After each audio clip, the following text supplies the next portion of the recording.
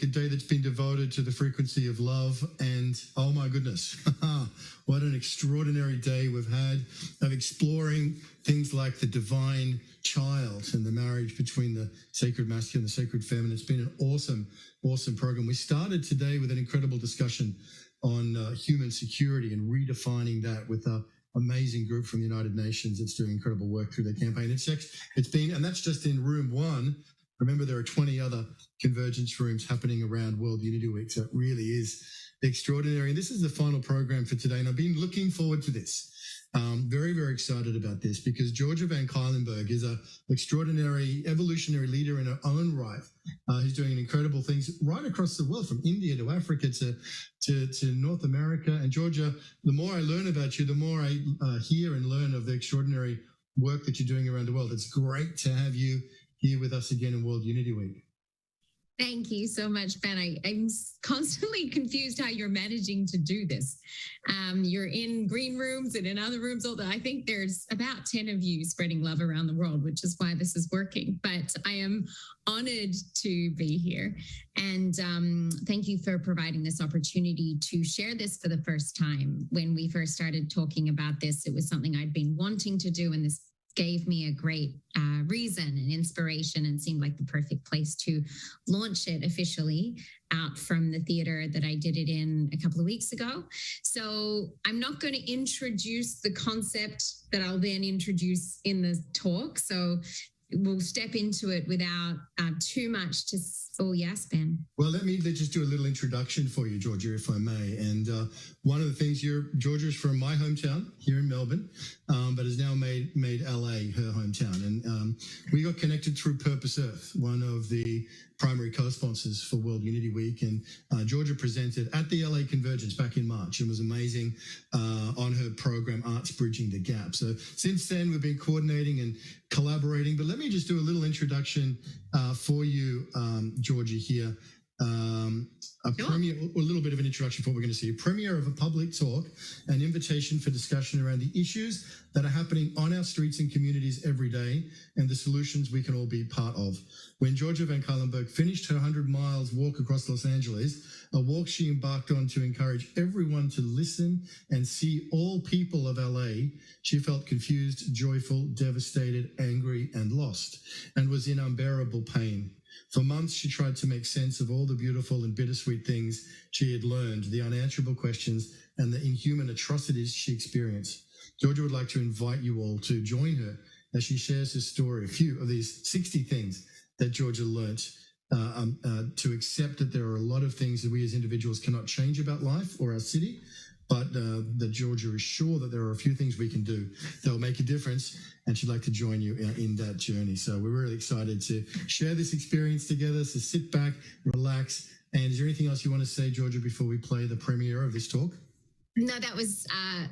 Thank you, Ben, for doing that. I think the only really important thing that I would like to invite people to do, because obviously if we don't talk about these things and share and ask questions, I don't think we can really grow together as much, being the point of being here this week. So please know that afterwards there is going to be a moment for discussion and questions and comments. We did that as well in the theater, and it was just such an incredible experience to have people sharing their experience and connecting it into the messages. So I really do want you all to know that your voice is invited and welcome, and a gift after the 50-minute talk. And hopefully within that talk, there'll be some things that inspire questions and such.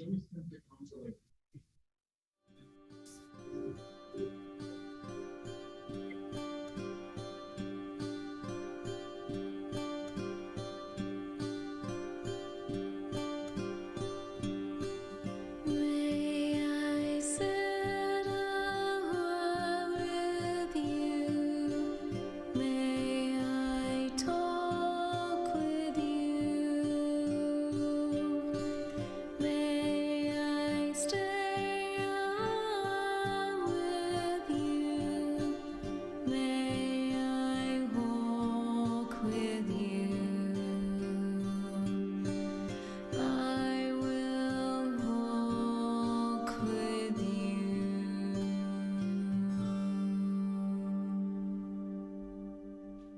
have to imagine that for most people, the restroom at the North Hollywood metro station is probably not somewhere that they think of with great fondness or happy memories. But for me, I will never, ever forget that place. I stepped out of the interesting self-cleaning process that was happening at about 8 a.m. on a Sunday morning. I was about 75 miles into walking 100 miles across LA. And all I saw was an inquisitive look from two gang members doing a BMX exchange and a whole lot of shift workers coming on and off the bus. And there was a huge planter with a palm tree in front of me, and I decided to take that opportunity to apply more menthol cream to my burning knees. They were screaming at me, so I took my backpack and took it off and sat up against this planter and rolled these exact leggings up and applied the menthol powder to my knees. And I think I probably let out like this audible sigh, because a gentleman that was sleeping nearby, there was a lot of people sleeping there, and he sat up and looked at me and said, "Could I have some?" In my ignorance / innocence, I thought he thought it was moisturizer. So I said, oh, it's pain cream. And he went, "Yeah, I know. Could I have some?" And so I said, of course you can. And I got him, I was like, "You roll your pants up." And he had those like thick pants on. So he was holding them up with both hands. And then he looked at me with like, "What do I do?" And he wanted to put his hand out. And I said, I'll rub it on. So he looked at me like, are you sure? And I just said, "Of course I'll do it." And he's holding his pants, and I rubbed the menthol powder on his right knee. And I giggled and I said, "Look, our knees are totally the same. They're matching," because my knee was so swollen and his knee was so swollen. They felt the same. They were the same size. His were very black and mine were very white. But besides that, we were exactly the same.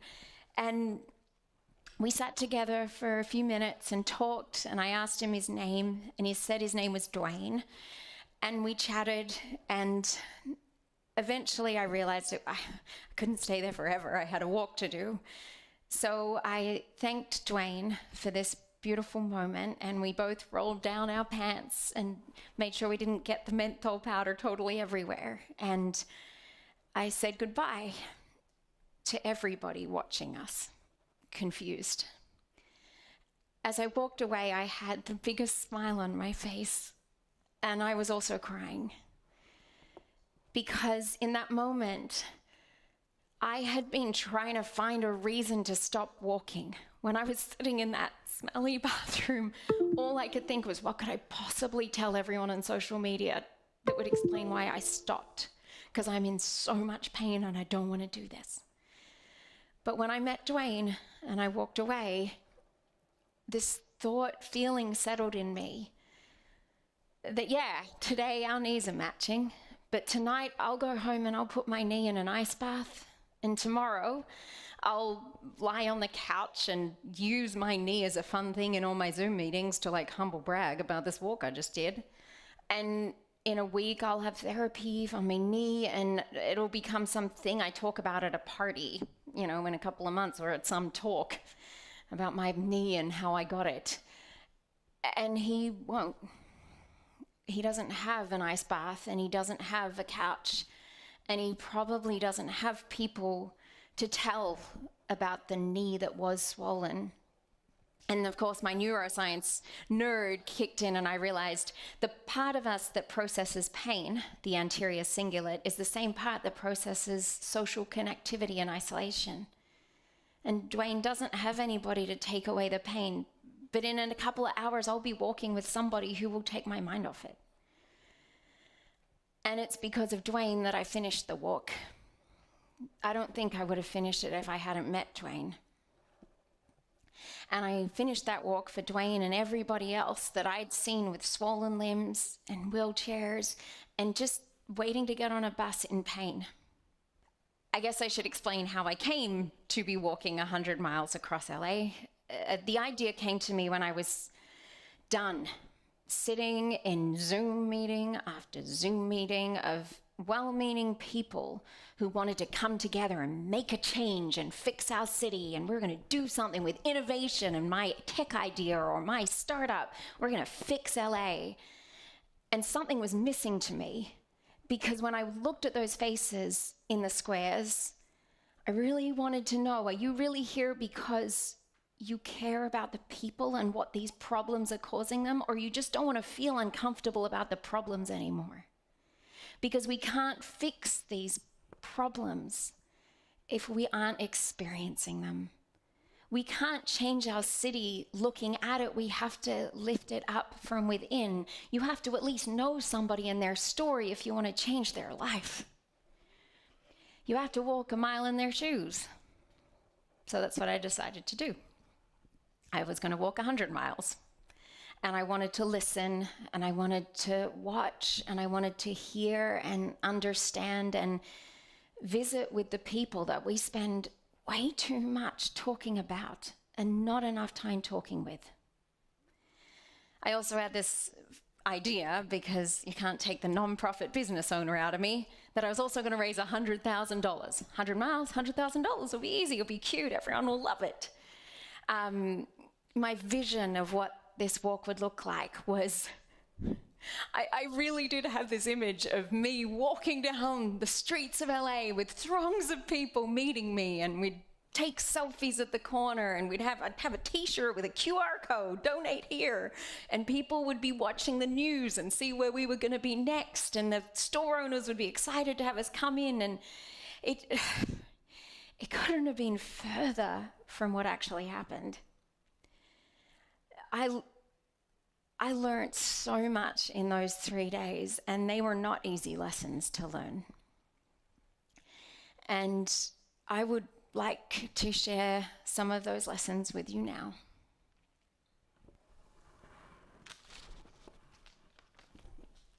People will go to extraordinary lengths to avoid making eye contact with you.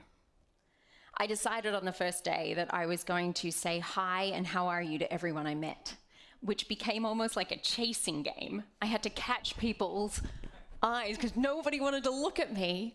In fact, one guy, I was walking down the Long Beach pathway, and a guy was riding his bike, and he saw me from a good 100 yards away, and he was not using his phone. As he got closer, he pulled his phone out and lost control of his bike because he didn't want to make eye contact with me. I mean, it almost became like a safety mechanism by the end, because when you say hi to somebody, they get such a fright that whatever they were thinking of doing to you in the dark, they no longer want to do.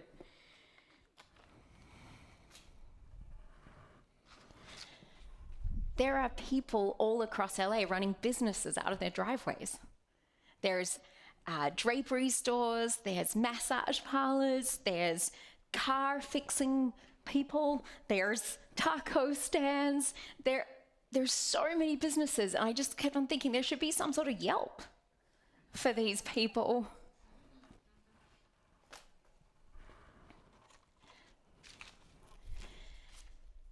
Smiling at a stranger or having a stranger smile at you can completely take away any negativity or any pain you were feeling. And what's super cool is we all have the power to do that.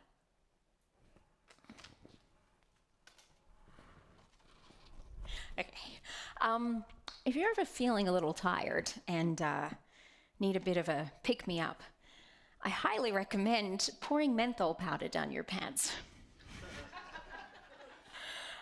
On the second day, it was a bit damp, or it was raining everywhere else in LA except where I walked the whole day. It was very kind of cool, but still damp. And as you may know, if you've gone for a long walk before, when it's damp a little bit, you need a bit of powder. And I only had menthol powder, so I didn't particularly fancy the idea of doing that behind a bush. So I waited until I got to the Compton Jack in the Box. When I saw it coming off the pathway, I went to the bathroom there, and I positioned myself, of course, because I've never really poured menthol powder down my pants before, and I positioned myself over the toilet and sort of poured it down the back, hoping it would go in all the places I needed it to. And what ended up happening is I left this ring of powder around the toilet, and all I could think was the next person that's going to come in here is going to think this person did drugs in a weird way. But I should also warn you, and this is the bluest this moment gets, menthol powder doesn't discriminate. So like if you pour it down the back, it's just going to go everywhere, if you know what I mean.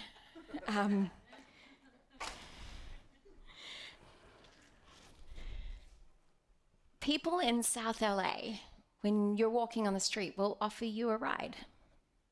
No one else offered me a ride anywhere else in LA.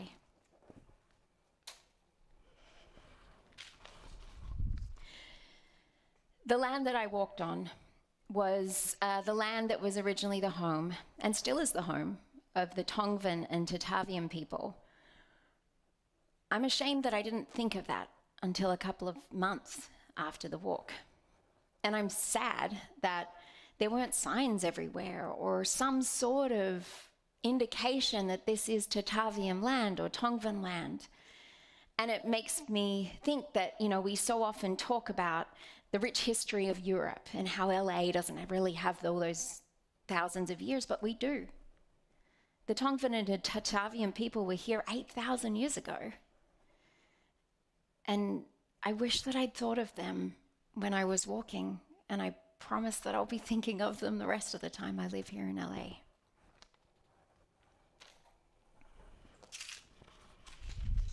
I haven't quite worked out whether this lesson is that I should listen to the universe or not to dumpster dive.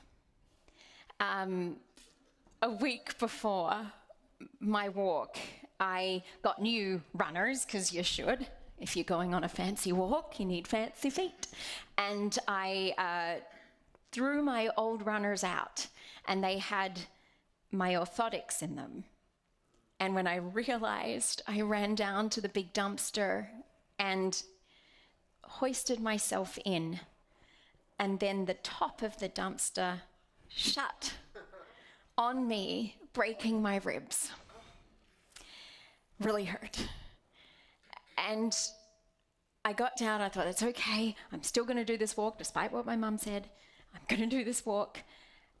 A day into the walk, my orthotics were hurting my feet so much that I was bleeding across the base of them, and I had to throw them out in a trash can. Maybe I should have listened to the universe.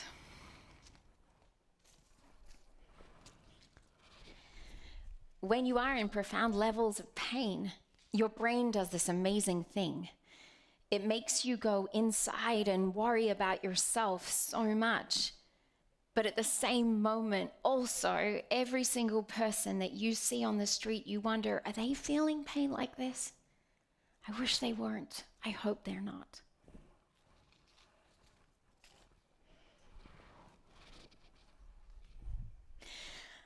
I learned I should never judge a white Hummer in a dead-end street in Inglewood. I had been walking down this long street in Inglewood for an hour or so and thought that I would be able to get through to another street when I came up to this huge fence that had just been built and Apple Maps hadn't caught up. And I stood there looking at this fence thinking, I do not want to go back another hour. And over to my side was a white Hummer with loud, loud music coming out at the bottom of it and smoke coming out at the top of it. And I sort of had this immediate oh no, this is not going to end well. And the front door of the Hummer opened and a guy stuck his head out, big guy, and he said, "There's a hole." And I went, "Sorry?" And he goes, "There's a hole." And I was like, oh God, I really don't want to make him mad. "Sorry, I can't understand you." And he said, "There's a hole." And the woman in the back seat opened her door and said, "He said there's a hole in the fence." and they pointed at the hole, and I climbed through the fence, waving at them, and they're waving back. Should check my bias.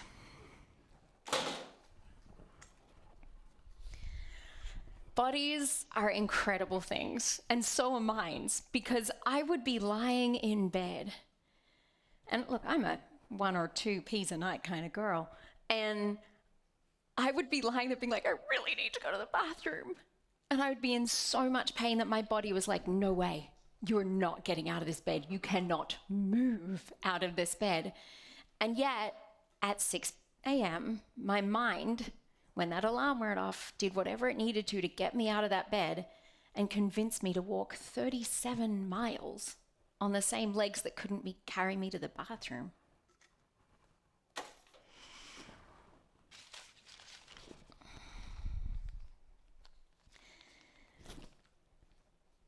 It's not okay that there are people in our city sleeping in dog cages.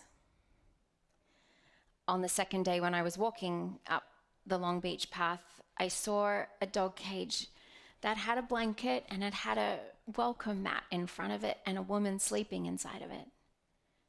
Have we really dehumanized people so much that it seems acceptable to sleep in a cage? And what's silly is when I was writing this, I thought, well, what's better, a cardboard box or, and I thought, I can't even believe I'm thinking this.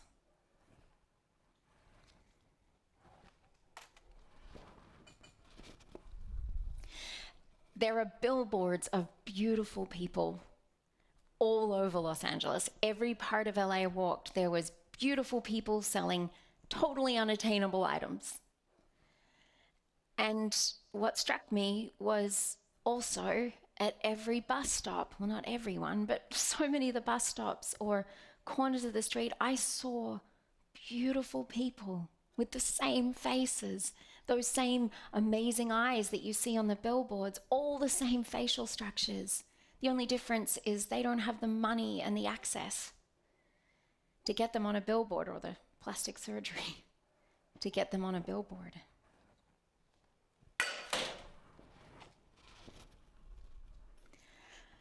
When you have walked 37 miles and you get to drink cold water, there's nothing better. From now on, I'm always going to carry cold water or water in my car for the next heat wave, just in case I come across someone that might need some.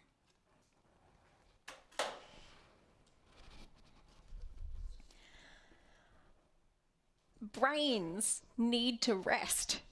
It is incredible what happens when you let your brain rest. I would go 3-hour stints where I'd put my phone away and there wouldn't be billboards and there wouldn't be signs and there wouldn't be conversations or music or anything. And it was like my brain was dancing inside of my body. It would come up with all these weird ideas. This talk came from me being left alone with my thoughts, so I'm sorry. But our brains need that. It was literally, I was like, I know, brain, isn't this fun? Oh, I wish we did it more. Oh yeah, you really shouldn't text when you're walking, especially when you're tired. I was walking down that same street about to meet the Hummer when I came up to an uneven part of the ground and I was texting somebody that's here tonight. And I flipped over, but did that weird when you have the headphones thing and you pull and it like yanked, and I did a weird thing and I kind of caught myself and then I just went flat. But what was sweet was there was a man in a car nearby and he came running over. He's like, oh, are you okay? And he helped me up. And it made me giggle that there's some things that are so universal that after he checked I was okay, both of us looked at the phone and went, is it broken?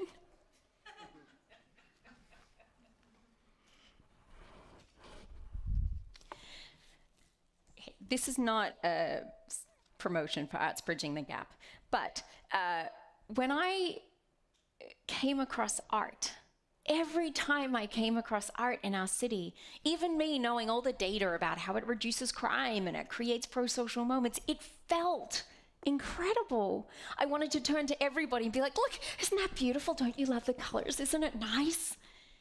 I wish we had art on every corner in our street to create moments where people could share something together.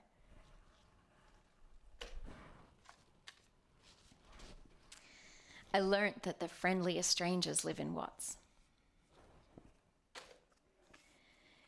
We've all seen the creek beds and the rivers of Los Angeles that run through the valley. They run through South LA as well.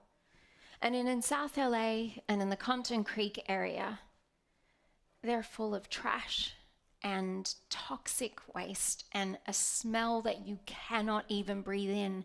And there are houses that run all the way along it. And I'm talking miles and miles of a stench and dead carcasses of cats and rats and half animals that you step around. It's so obvious what parts of our city get care.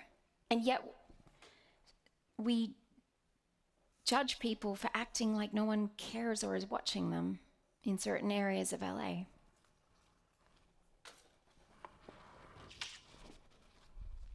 In every park that I passed in LA, there was someone working out.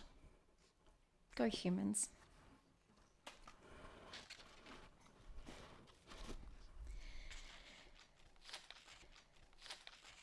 When you're out alone on the street, you notice the people that you don't hear from more than you might want to admit. When you're in excruciating pain and you have to cross the street and you can't do it fast, no matter how much you try, when you're crossing that street slowly and the person that needs to turn makes a point of waving at you and saying it's okay, you fall in love with them instantly.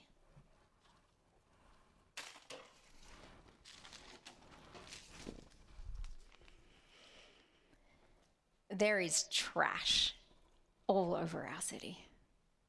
Every street corner, there is trash. Some streets, I would be feeling fine, I'd walk down them and there'd be trash everywhere, and I felt my whole body and my whole self just go to a dark place because of the trash around me.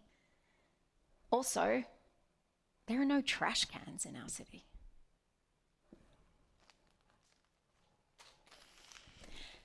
When you walk, if you get to walk up La Tierra Boulevard, some magical art magician has placed all these hearts and stars and swirls all the way up the pavement along this long line of campers and people that are sleeping in their, mobile homes.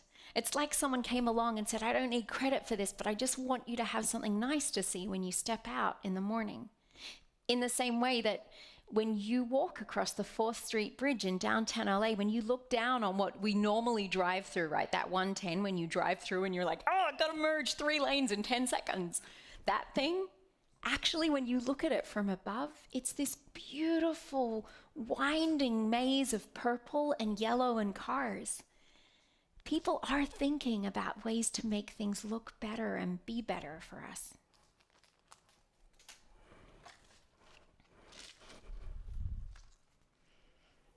I passed thousands of people experiencing homelessness on my walk, and not once did I feel scared. But I do think that by the way they looked at me, they were scared of me.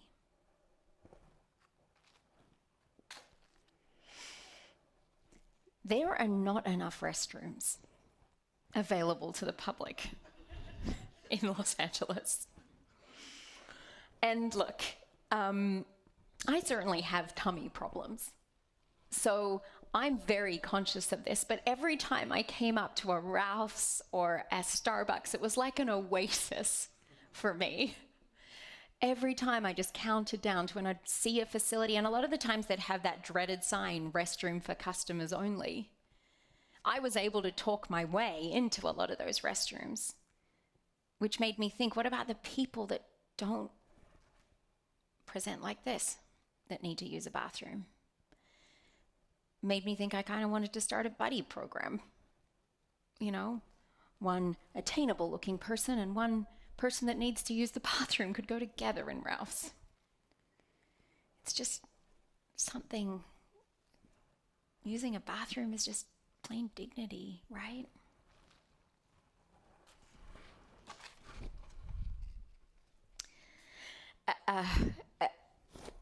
This is only for the Australians in the audience.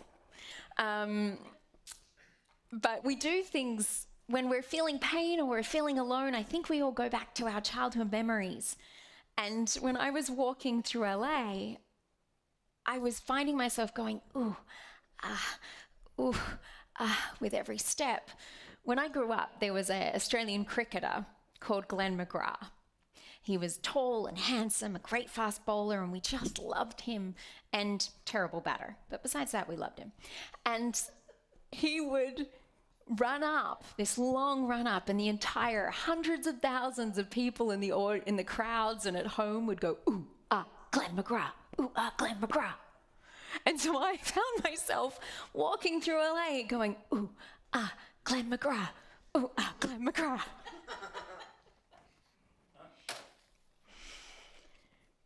We get given choices, moments in our life where we can stay safe and avoid risking pain, or we can risk pain and get to experience something. I was walking down Sepulveda Boulevard early on my walk, so I was still conscious of my rib. Believe me, by day 3, my knees were winning. But on day 1, my rib was winning, and I was nervous because I saw this couple whose car had broken down on Sepulveda, middle of the street.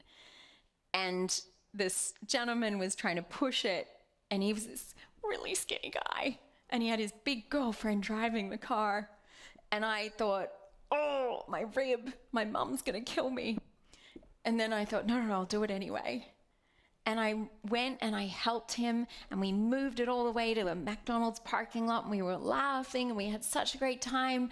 And I told them about my walk, and they thought it like we were just having a moment. And I walked off, and my heart was so happy that I didn't even notice my rib.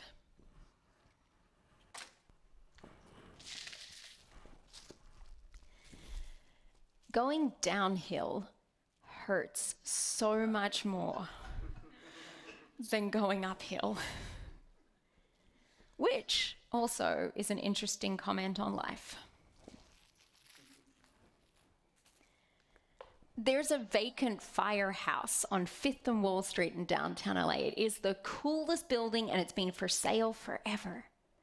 All I want to do is take that and turn that into a drop-in center for young people and arts. And once I noticed that one, I started noticing all across LA, there are so many vacant places in the middle of community areas where people could come together and do art or dance or sing or something if just someone would take the real estate agent and the person and put them together.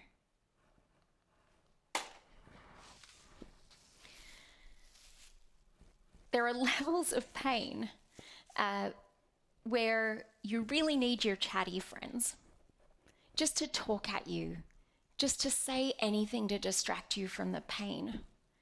And I am so grateful for my friends that knew me well enough to know now is the time to just talk at her. There's also a level of pain where you want no one to talk. For me, that was coming downhill Laurel Canyon Boulevard, mile 98, when I just turned to my wonderful friends and said, "Shut up, please." Oh.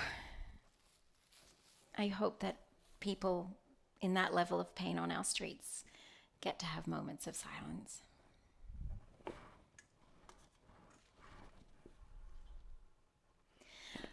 People in LA, and I'd imagine all around the world, are just trying to do their best. Everybody's just trying every day to do their best. I thought of this in a moment when I was walking up the Long Beach pathway, and I could see into the backyard of so many people. They had no idea I could see their lives going on. But I was looking and enjoying seeing people. There was one woman playing with her children. There was a guy, he was fighting some imaginary boxing opponent. There was someone getting chicken eggs. And so many people, because it was early, had that look. They were leaving their apartment and getting in their car with their coffee in hand with that look of like, here I go again. And I realized we don't know we're being watched by that person. We're just trying to do what we can do in the moment. I wish that was enough for all of us, amongst what we disagree on, how we look different, how we don't have the same experiences or opinions, but we all are just trying to do our best.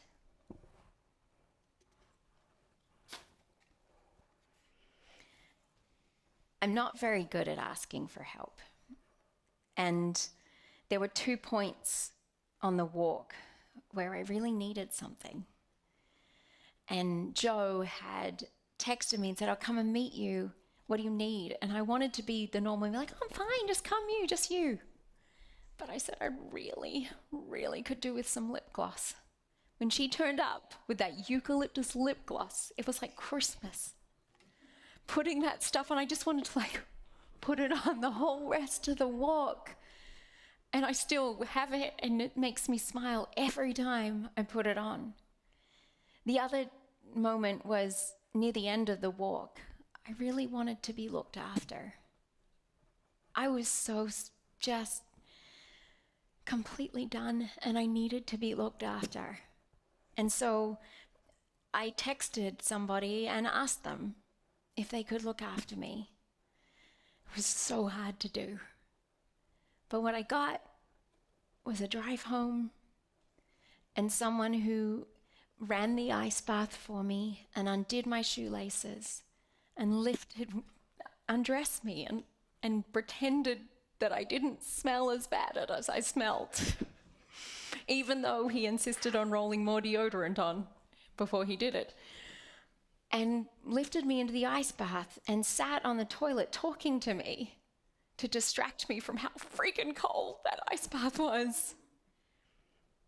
I don't remember really feeling that cared for, and I wouldn't have if I hadn't just asked for help.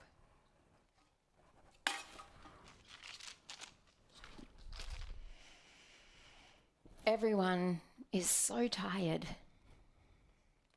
That look that you've probably seen a couple of times when you've had a bad night and you look in the mirror and you're like, ooh, maybe today's not the day to go public. I saw so many people with that look, looking so tired. And I realized that I've seen that look in the Zoom rooms too.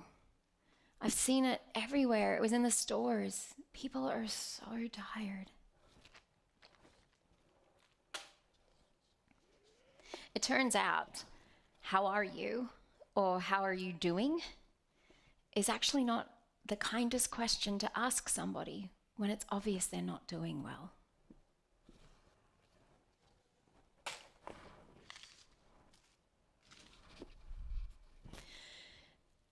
I have had the absolute pleasure of getting to know a lot of people that live in a lot of the communities that I walked through, whether it's Watts or Compton or South LA. I've spent a lot of time there. And I have always gravitated towards these people, kind of more like family to me than a lot of other people. And I never really understood why I admired them or loved them so much. And it was in a moment in Watts when I went to visit my friend Maria that I realized what I think it is. Maria runs Watts HP Meat Market. She owns it now. Her husband owned it before, and her husband's father owned it before him. It's been in their family for so long, and she is so proud of that place. But it took me a long time to win over Maria. I had to go in there a number of times. She would give me this side eye, like, what do you want? What do you want to be in? Why are you in here? And we ended up painting a mural on her building, and I have spent days and days with her. And when I walked in, she gave me the same side eye, because that's how we do it. But she said, take whatever you want, whatever you need. She didn't even ask me what I was doing there. Just, do you need anything? Take it, whatever. And I said, Maria, I noticed that the mural is super tagged up. Why haven't you called me, or why didn't you call somebody? And her integrity, Maria's integrity, commitment to the community, she said to me, well, I can't call it in, or I can't call you, because if one of the gang members comes in and asks me if I ratted on them, I can't lie.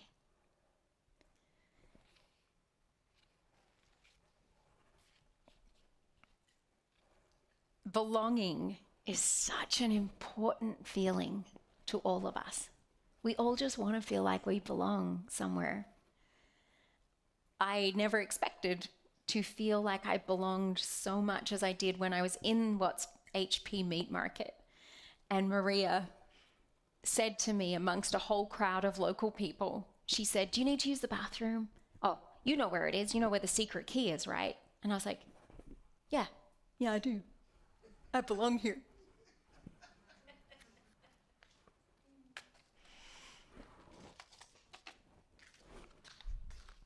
Turns out that song is really true.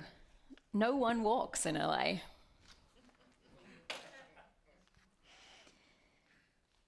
There were parts of LA when I was walking where people would ask me if I was lost.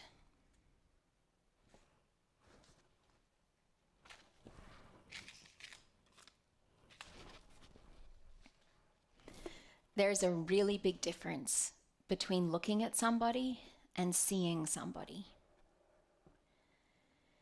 Seeing somebody takes appreciating something about them, maybe saying, "Hey, love your t-shirt," or, "Oh gosh, we have the same hair," or just something. It's interesting, I'm a word nerd as well, and the term respect, something that I think we all just want so badly. The Latin derivative of respect means to look twice or to look back. That's all it takes.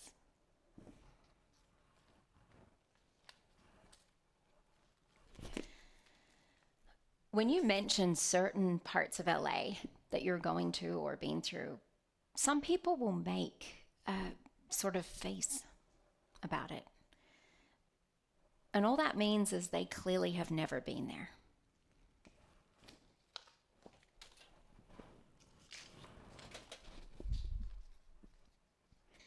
I came across so many beautiful moments.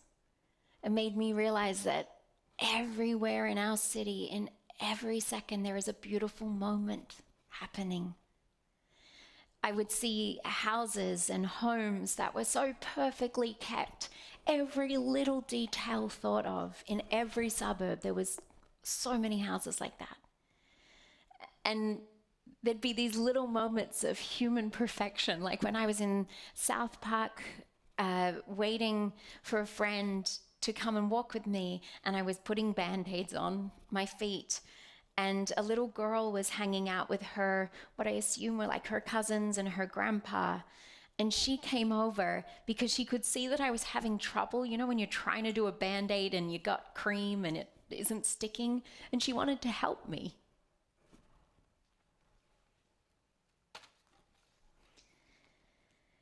There's a saying that true friends are the ones that will stick by you in your darkest moments.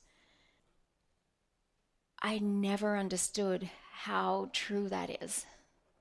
How much you value that friend that turns up in those moments. My friends that went out of their way in the morning or the night to drive me home. Doug and Daryl, and Pete, who came and took me home or took me to send me off for the day, or a friend that will take the time to walk with you for miles and Uber to their car. Emily and Manon and Pam and Ray and Joe and Barry and Robert. You never, ever know how much someone means to you until you need them.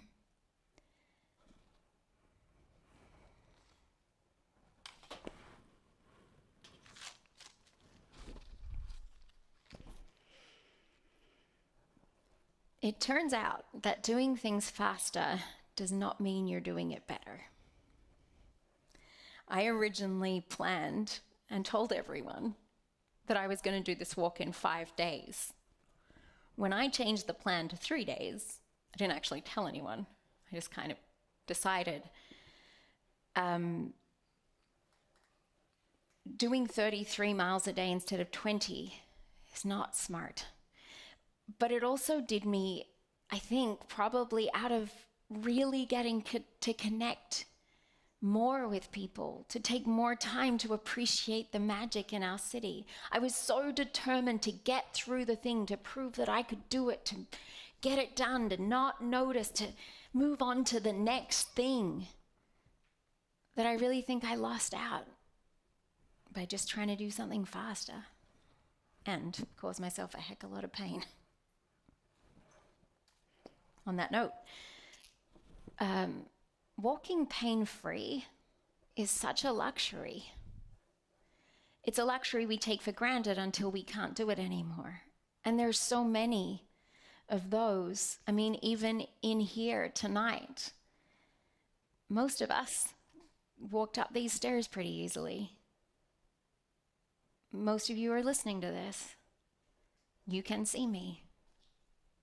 How lucky are we?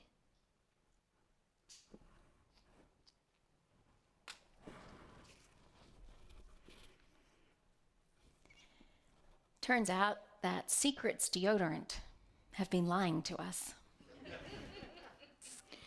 In their commercials, they offer you 24-hour odor protection. I applied that Secret's deodorant at least 3 times each day. And judging by the look on that person's face who lifted me into the ice bath, they really need to rethink their branding.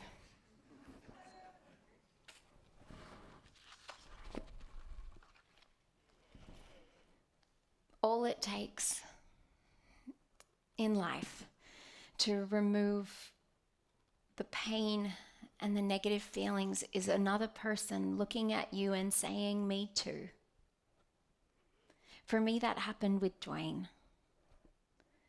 In that moment, nothing else mattered. It was just me and Dwayne. And everything was perfect. And we all have pains in common. Whether or not it's our knees, we all know heartbreak. We all know fear of losing a job. We all know the pain of losing someone we love. We all could sit with somebody for a minute and say, "Me too."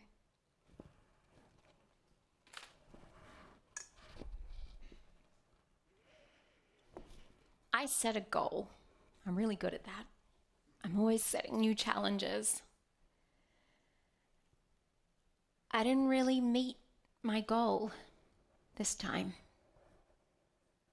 Yes, I did finish the walk. In fact, I walked 103 miles, it turns out, which, by the way, would have saved me the Laurel Canyon had I thought about. But I didn't raise anywhere near the money I thought would be so easy to raise. There weren't throngs of people waiting to meet me at street corners. There were no store owners offering me water for social media moments, or there was no QR code or anything that I pictured. And I was left confused and I've said it too many times, so much pain. Not just physically. That took me a couple of months to get over.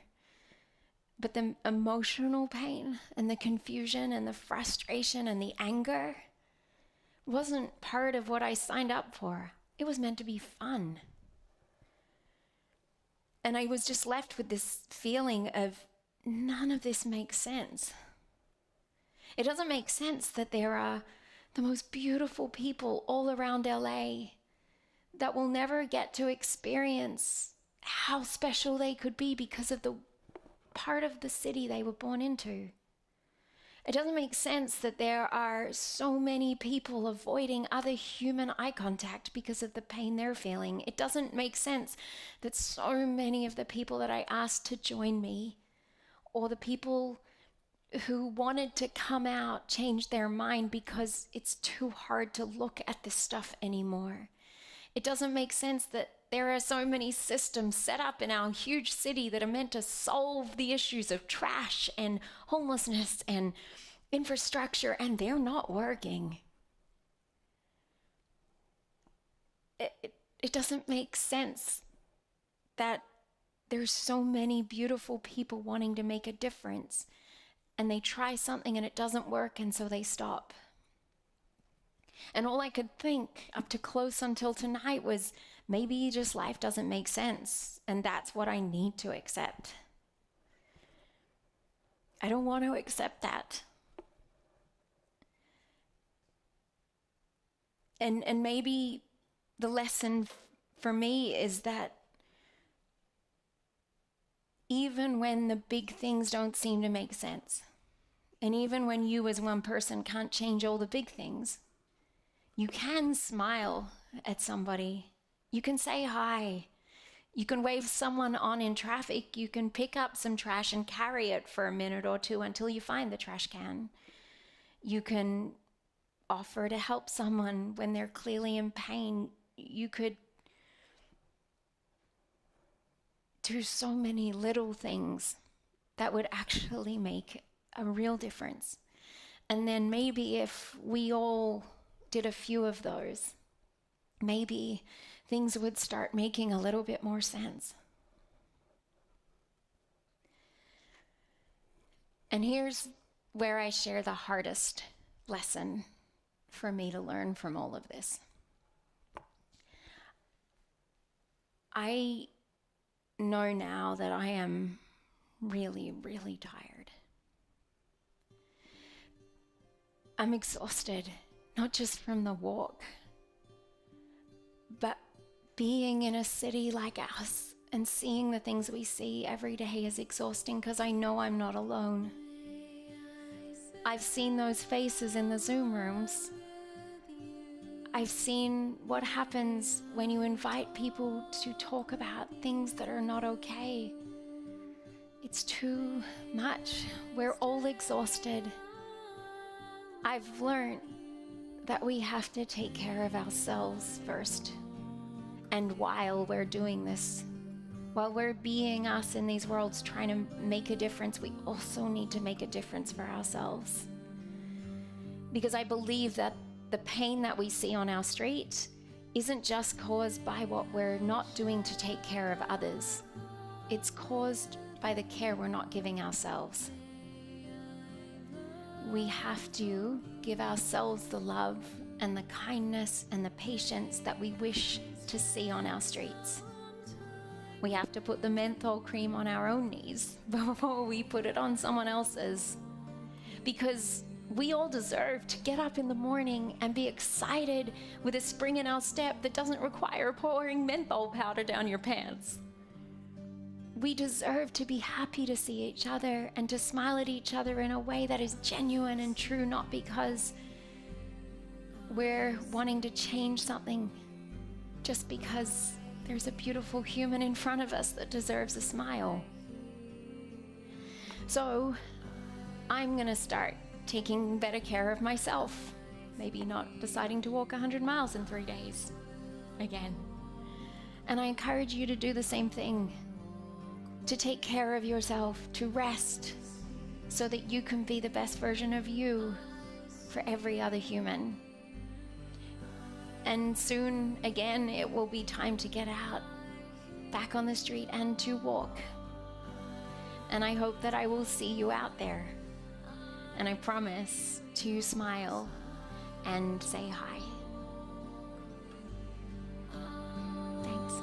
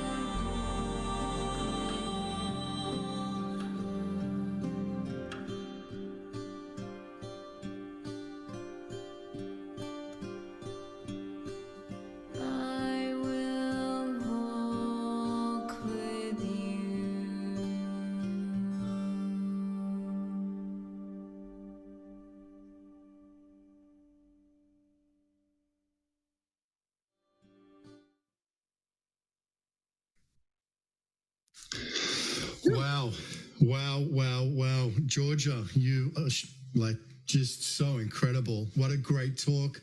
What an extraordinary thing that you did. And I'm going to throw to audience reaction because there's a bunch of people that want to share with you and reflect. But let me just say what I find most impressive about it is that you actually did it.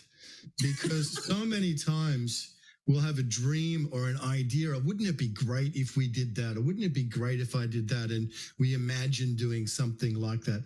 I actually remember as a kid thinking about doing something very similar to what you did, going to LA, going down to Compton, meeting, people of different color and cultures and connecting with them, but it was just a fantasy. But you actually took it to the street and you did it. And I just think that's so important. And as I was watching it, what really struck me, and I'm sure struck everybody, was, we're talking about the establishment of a new Earth or a new culture, a new planetary culture. And without reaching out to the least of these, as they say, without reaching out to those who are disadvantaged, those who are on the street, those who are going through hard times, which is just another expression of ourselves. And without that spirit of no one left behind that you demonstrated through your walk, like in the spirit of Gandhi and spirit of the great walks. And I think of Martin Luther King crossing the bridge at Selma. So much has happened through walking as prayer and activism. But without that spirit, Georgia, of no one left behind, and the care and the empathy and the love that you demonstrate, we're not going to get there. We're not going to get there without the self-love that you talked about at the end. We're not going to get there without the love for everybody. And to take yourself out of your comfortable home, living room, and to go out into the places where the people are that you met and you're interrelated with, is just so inspiring. And I know it's touched everybody's hearts. Thank you. And well done. That was a beautiful talk. Well done. I know Summer Joy Raymer is here, and we're going to bring Summer Joy up to share. Hi, it's so wonderful to meet you. Can you hear me? I can. Lovely to meet you. It's the first time I've been in like the official space, so it's an honor to do that alongside you. And in a lot of ways, I'm speechless. I in awe, and I'm feeling too as we're coming to what will be the final day of World Unity Week tomorrow. And I'm sure you're aware of these missions that are happening in these next 99 days. I wonder for you and this beautiful expression of your walk and the wisdom, what is your mission for these next 90 something days? And then the other thing I just want to say too is I can imagine as the world watches this and starts to reveal, hopefully, ideas like Ben was saying, that he thought about doing that when he was a kid, that I can imagine people are going to want to do this in their communities and, walk and get uncomfortable and go beyond the pain. Or, do you see yourself as someone to sort of support more people doing this in their own communities and things like that? So just wondering. Amazing question. What's interesting for me about your questions is, and when Ben shared with me about the 99 days, it hit me at a point when I realized that all my life, up until this moment, I have been doing and doing and doing and doing to avoid feeling and reflecting and asking bigger. I'm always asking bigger questions, but really looking at what is being done and saying what could be done better, what could be more impactful, what could move the needle further than sometimes just doing things to avoid the quiet and the pause. And so in many odd ways, for the first time in my life, I think for the next 99 days, I'm going to be listening and rethinking and coming back with the sort of 2.0 version of this constant life of doing to create change for others, which can so often be problematic, right? If you want to step into a world and be part of the change, you have to make sure that you're doing it with a deeper connection to the issues and the problems, and knowing where the solutions come from within the communities. So I think this is the first time in the next 99 days where, I mean, to your point, I am going to be hopefully using this talk and getting it out there further. I didn't know, this is the first time I've ever done it. So I just wasn't sure if people were going to be like, this is weird, don't ever do it again. But I would like to use it, and I would like to have it be something that young people listen to, that people listen to. So I'm going to be pushing that in the next 99 days to try and find a way to share it. I love having the dialogues afterwards. So I think doing it as a live piece and then opening up an open space for everybody is important to me. And then encouraging others to find their walk, their thing, their whatever, like Ben said, whatever that dream is. That, I mean, I can't, like, if I have an idea, it has to be done. Like, I've swum silly distances and I've made silly, like, it drives my family nuts. The things that I'm like, I'm going to do this. And they're like, oh, please, not another one. Don't do another one. But you have to. You don't get another chance. Like, you just got to do this stuff. So maybe, hopefully this will inspire people, or at least pose the question for them. I love it. And I'm so with you on that, of when I get a call within my being of like an idea that often does feel quite crazy. One of the most recent, as Ben knows, I just danced for 24 hours in my Zoom room and I didn't stop. And I really related to footage of that. Oh my gosh, I saw some footage of that. You're amazing.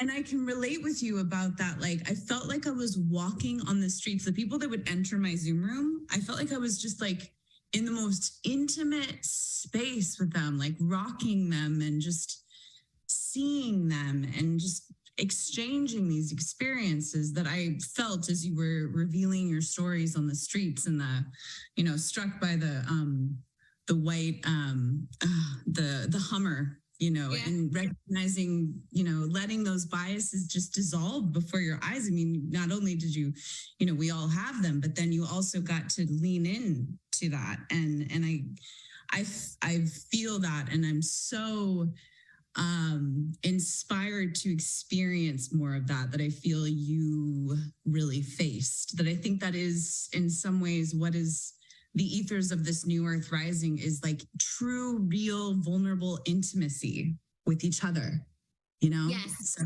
thank you. It's the each other part that, like, when Ben spoke, both of you have hit on what I think is the answer. And what I experienced is we talk about, like, let us all go together, right? Like, lift everybody up. Never from a place of they need to be lifted up, but their presence gives us a gift. I think so often we think of this, like, the levels of people being here, there, or wherever. And when you realize that just doesn't exist, it actually doesn't. Sure, in finances, there are people that are here and people that are here. In culture, there are people that are here, and in wisdom, there are people that are here, but it all equals out. There's always something that someone has to bring to a conversation, a moment, and a connection that you don't have. Yeah. And it's when you walk streets of different cities and different places and you see moments like, I don't know how to do so many of the things that I saw people on my way do. I don't understand the way to be in family and connection that a lot of our Latino communities here, like, I didn't grow up that way. I love my family, they're great, but I don't have that bond because that's part of who they are. To learn the same way that I might be able to teach them about something I learned in a neuroscience textbook, they can teach me how to have family like that. Like, who has it? It's so important that we consider when we create this new world and we rise, everybody comes equal to this story. Mm-hmm. And that's what doing this show. I mean, I always believed it, but to see it that way, I needed those people. I needed those people every second I was on that walk. And everybody gave me a gift in some way, whether it was a tough gift or a great gift.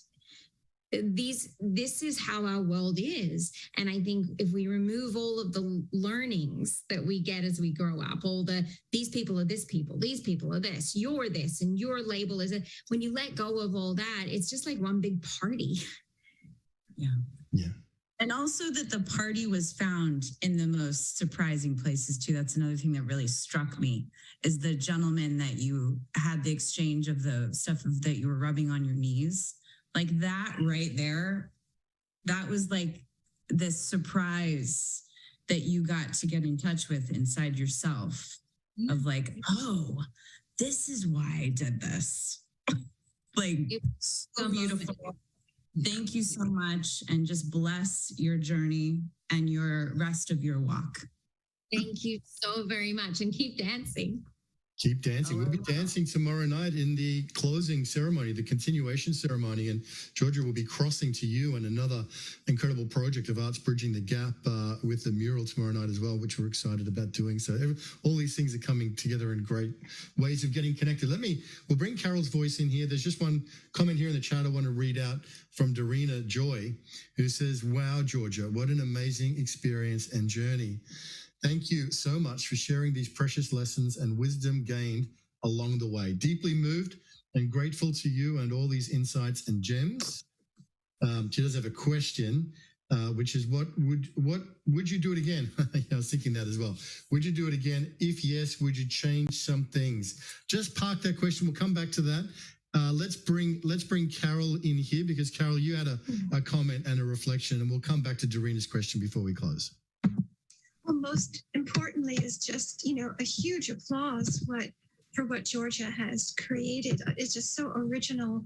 I love the concept of your stage and the garbage in each piece, prompting your reflections and your lessons. It's awesome. And, every level that you've touched on. And I really was only going to ask before your last share with the previous person, how you were thinking since then, how to create that intimate unity. And I see that just really sharing your show wider and more broadly is the answer. But because I too try to use art as bringing individuals and groups to, I guess, the awareness of their own divinity and their own connection and their own capacity to channel beauty with their art. So it would be fun someday to meet you here on the East Coast if you ever want to collaborate. But, congratulations and continued success with your spreading this beautiful, beautiful insight and experience. Thank you, Carol. That's so beautiful. Yes, always. I'm going to be spending a bit of time on the East Coast this year, so maybe we'll find a way.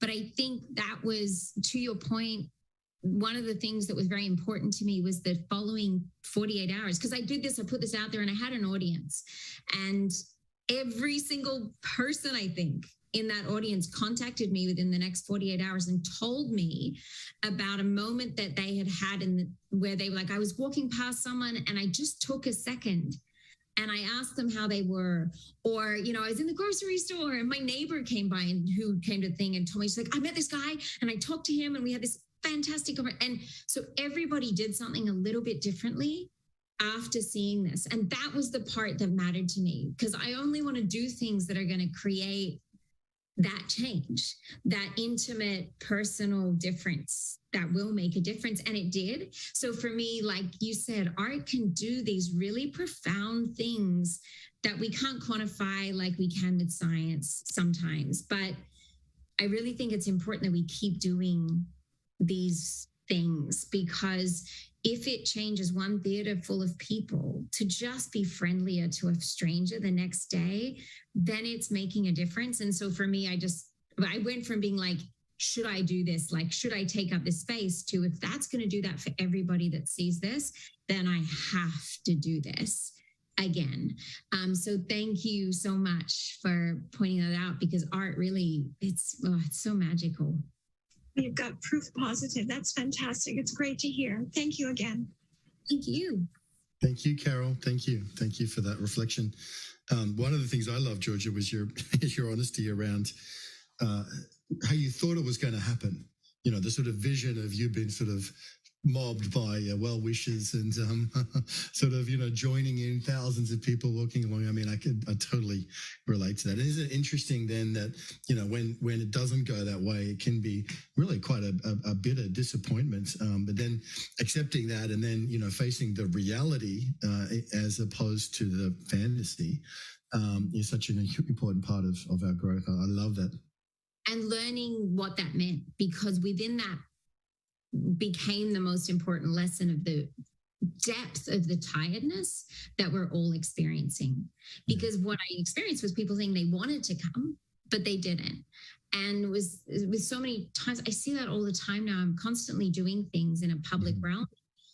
People are so tired, and we can't continue to give and turn up for others when we're not at least taking care of ourselves first. And that was where that lesson came from, of if we do really want to turn up and be present, we can't do it at the expense of ourselves anymore. It's just the last few years have been too damaging on all of our mental well-being to think that you can keep. I've had 2 breakdowns in the last 4 years from my effort to just keep going.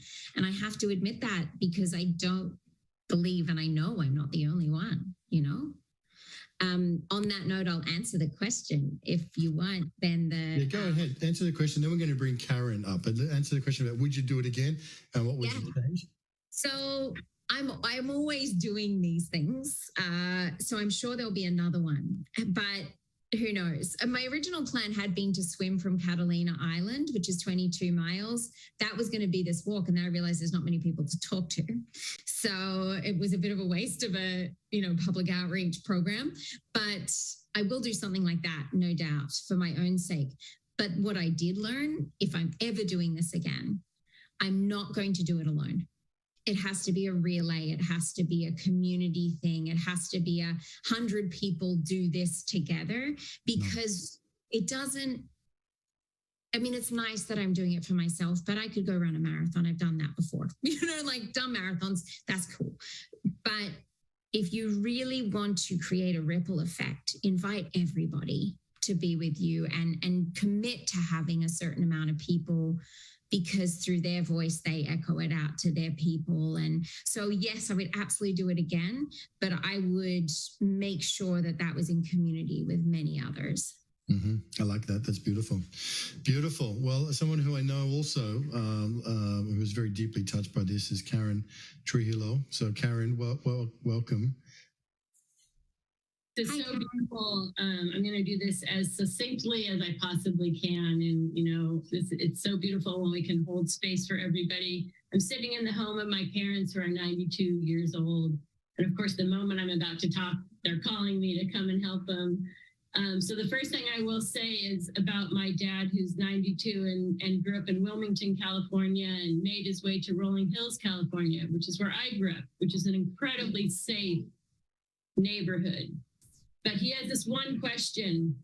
His best friend just passed. They've been friends since they were 5 years old.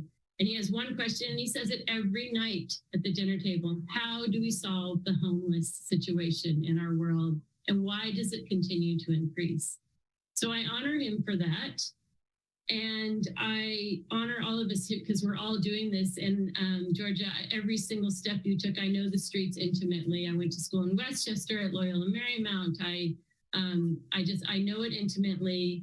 And I really want to give kudos to 2 pioneers, Greg Boyle, Homeboy Industries, who has about 2,000 LA gang members come through his organization every month. And Jeff Dietrich, who for 50 years has been serving out of the LA Catholic Worker, the soup kitchen. And his sister is my dear, dear friend. And I asked her, you know, ask your brother today, you see what I'm doing here through World Unity Week, and is the homeless situation in LA, you know, and I know there's other ways that we call it, you know, is it better or worse? Are there more or less people without homes and living on the streets? And there's more. And that can be so discouraging because he's been working for 50 years. I met her when I was 14 and I have watched him for all of these years doing this. And I remember when I was walking through the streets of San Francisco, and I'm a mother of 4 boys who are now men, and I just would look in the eyes of the people on the streets because it just hit me, this one man covered up in a blanket, and I don't know why I was walking around at 1 a.m, but I was, and I just looked him in the eyes, wasn't giving money, wasn't giving food, but at least I said, I can look in his eyes and say hello. And I just got this wave over me. This is somebody's child. Where is his mother? Where is his father? Where is his family? How do we care for these people that you walked by? How do we at least say hello? And the beautiful thing is we're doing this here. So many people here in World Unity Week. And Ben, I really honor you because you said that was your childhood dream. Yet the first thing I heard you say when you said that the LA convergence was happening is how do we connect with those on the streets that don't have homes and don't have enough food? And maybe we didn't reach that in March when we gathered. I know that I didn't do all the things that I had aspired to do with the LA convergence coming. Yet then here's Georgia, and she's just done this walk. And so I was so moved by your entire presentation, just tears streaming down my eyes. And, I say, yes, do it again. Let's get Greg Boyle. Let's get Jeff Dietrich. Let's honor them for what they've been doing. And let's ask those people who have been on the streets for so long, and how can we all support each other? We are this one human family. And again, just inspiration by my dad. He loves to watch America's Got Talent. And so he calls me in when it's a really good show. And this week I've been on the computer all week, and he's like, you have to see this. It was a group of people from the streets of LA. I don't know if any of you have watched it, but go on and look on the internet and look it up. They all live in the streets of LA. They found each other. It's a musical group. They sang together. They came together. They got the golden ticket. It's so inspiring. So we just continue to carry this forward. And thank you for, what John and Summer started, that torch of compassion. Thank you, Georgia, for carrying that. And we're doing this. Thank you for sharing all of that. I don't want to start on answering that question because I've been working with our friends experiencing homelessness since 2007 very consistently. I have a farm down on Skid Row where we employ men who are getting their life back on track. So I have experienced it intimately every week of my life of 18 years. I have many theories, but I will say to everyone in this group that there is something you can do to move the needle on homelessness, and that is looking every single person you see living on the street in the eye in a human manner and making them feel human. Because the science that we have that shows that people's brains don't even register people experiencing homelessness as human, they feel that. And we question why they don't behave well, and we question why they behave like they're not being watched, because they're not. And if we want our fellow humans living on the street to start accepting help and to start being willing to take up an offer from a social worker, it's going to take the many undoings of many years of being treated less than human for them to trust us again, and to trust another human that represents all the people that look at them with such disdain. It's going to take time. So when we say they don't want help, or they're not this, or they're whatever, all the judgments we might put on them, imagine all the things you've never seen that have been done to them and how you might respond. So for me, just choosing to look at every person with love and compassion and kindness, even if they're having a moment of mental instability, just smile. And that will move the needle.